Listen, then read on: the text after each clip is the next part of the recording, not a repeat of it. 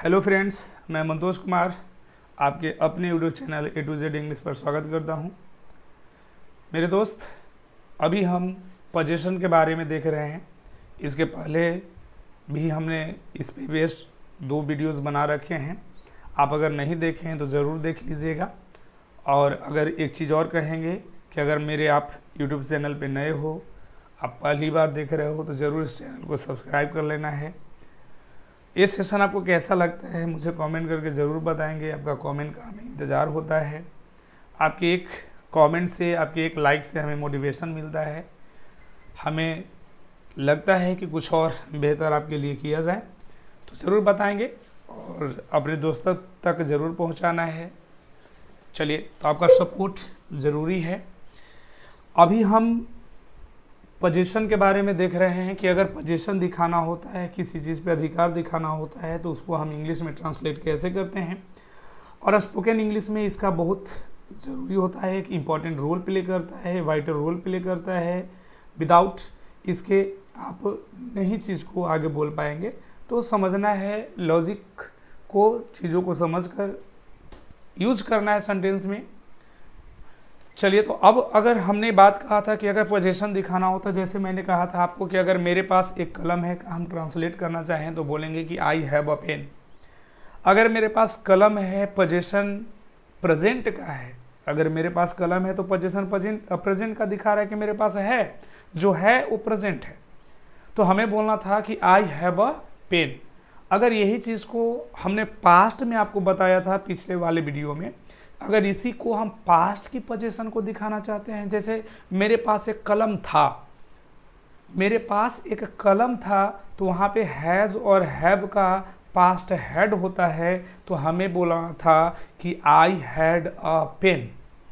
ये पास्ट का पोजीशन हुआ।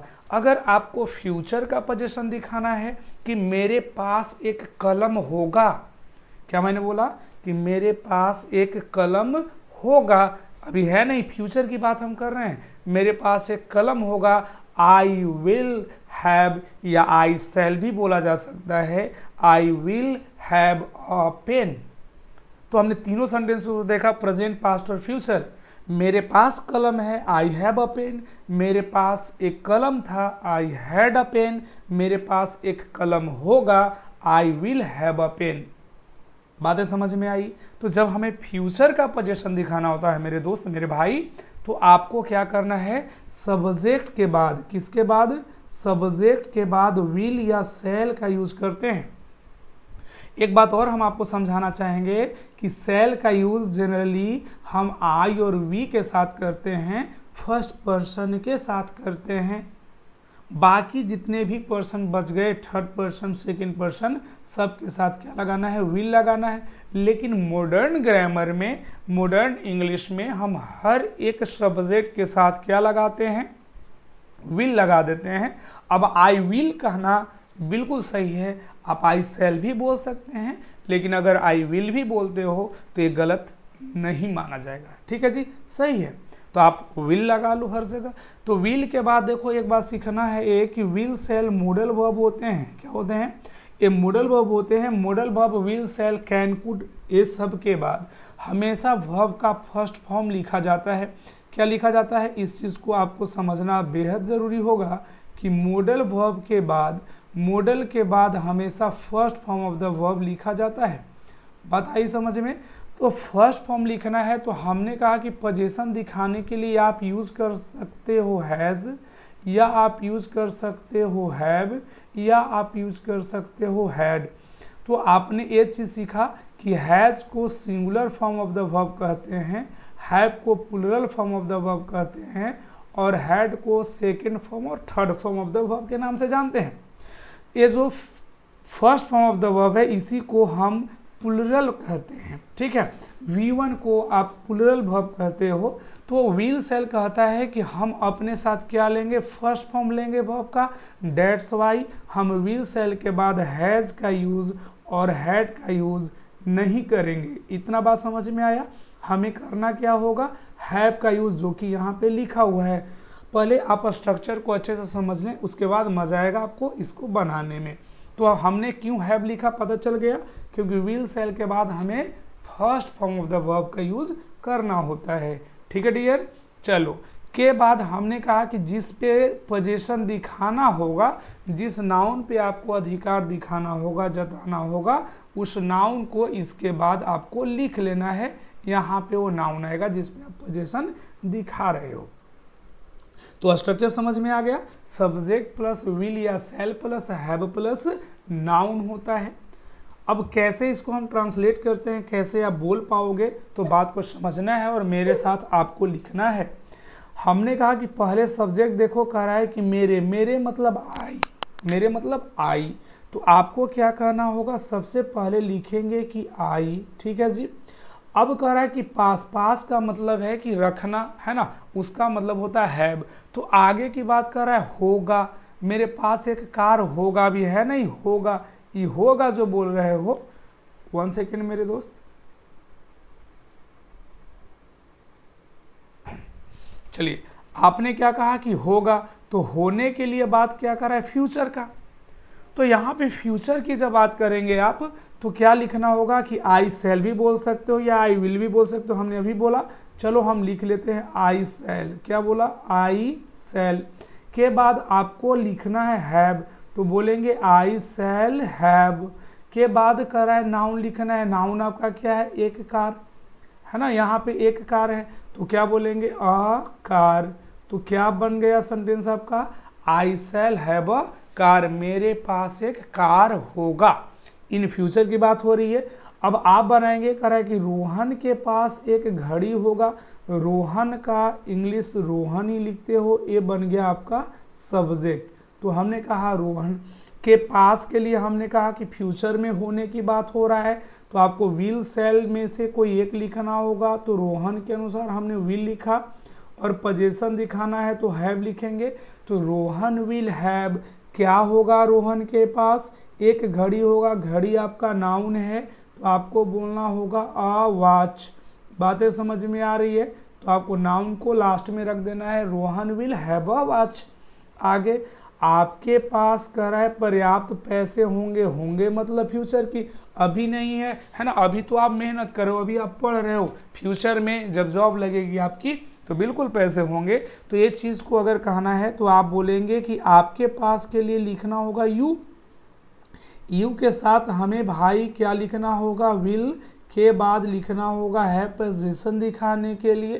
कह रहा है कि पैसे होंगे, लेकिन कितने पैसे होंगे, पर्याप्त पैसे। पर्याप्त के लिए हम बोलेंगे इनफ। क्या बोलते हो आप, इनफ। तो बोलना होगा कि आई विल हैव इनफ, क्या होंगे मेरे पास, मनी। तो आपको लिख देना है I will have enough money.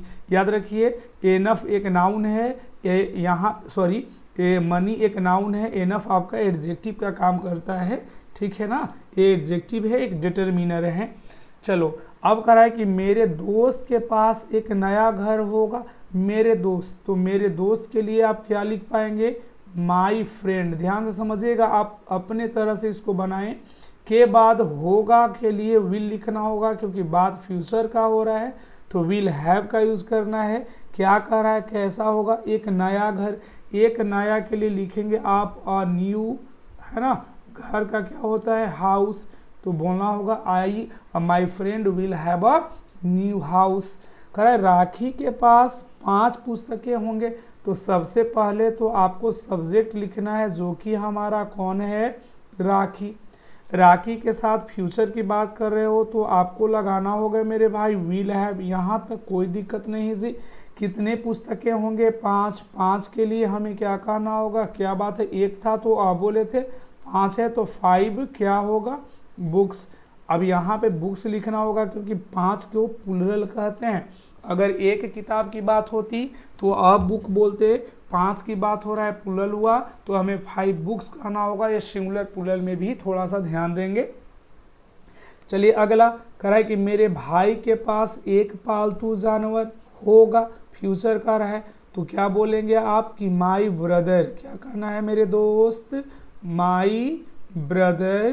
के बाद आपको लगाना होगा विल हैव। ठीक है ना। अब एक पालतू के लिए क्या लिखोगे, एक के लिए आप लिखते हो। पालतू के इंग्लिश क्या होता है, पेट एनिमल।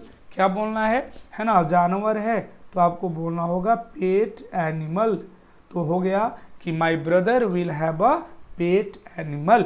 समझ में आ रहा है ना बात, पालतू का इंग्लिश पेट, ठीक है। चलो अब यहाँ रहीम के पास कह रहा है 2 बेटे होंगे, तो आपको लिखना होगा रहीम। क्या लिखेंगे मेरे भाई, रहीम। होंगे की बात हो रहा है तो फ्यूचर की बात हो रहा है, तो आप क्या कहोगे, विल हैव। क्या कहेंगे, विल हैव। हमेशा यहाँ हैव का यूज होगा। के पास 2 बेटे हैं, जब 2 बेटे हैं तो आपको लिखना होगा 2, और बेटे का क्या होता है, सन, तो 2 के अकॉर्डिंग हमें सन्स लिखना होगा। रहीम विल हैव 2 सन्स। चलो जी बहुत बढ़िया। अगर राजू के पास 1 कंप्यूटर होगा, राजू के लिए हम सब्जेक्ट है तो राजू ही लिखेंगे। चलो जी, अब राजू के पास अगर 1 कंप्यूटर होगा तो पहले तो इतना तो कंफर्म है कि सर विल हैव लगेगा। चलो जी विल हैव लिख दिया। आगे करा 1 कंप्यूटर तो अ कंप्यूटर होगा। आगे की बात हमने नाउन को लिख दिया अ कंप्यूटर, तो बन गया Raju will have a computer. उसके पास 1 कुत्ता होगा, उसके के लिए इंग्लिश क्या लिखेंगे, ही, ठीक है ना। अब आगे ही के साथ लगाना होगा विल हैव। विल हैव क्या होगा, 1 कुत्ता, तो यहाँ पे बोलना होगा अ डॉग। समझ में आ रहा है। चलिए मेरे पास बहुत सारे कपड़े होंगे, तो मेरे पास की बात हो रहा है तो आपको क्या लिखना होगा मेरे भाई, आई विल या आई सेल। हमने बोला है कि विल भी लगा सकते हो, सेल भी लगा सकते हो, हम यहाँ पे विल लगा देते हैं। तो आई विल हैव क्या बोलेंगे, अगर है बहुत सारे तो बहुत सारे का इंग्लिश हो जाएगा मेनी। क्या बोलेंगे, बहुत सारा का क्या होता है, मेनी।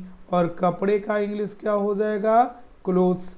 तो हम बोल देंगे कि आई विल हैव मेनी क्लोथ्स। बातें समझ में आई।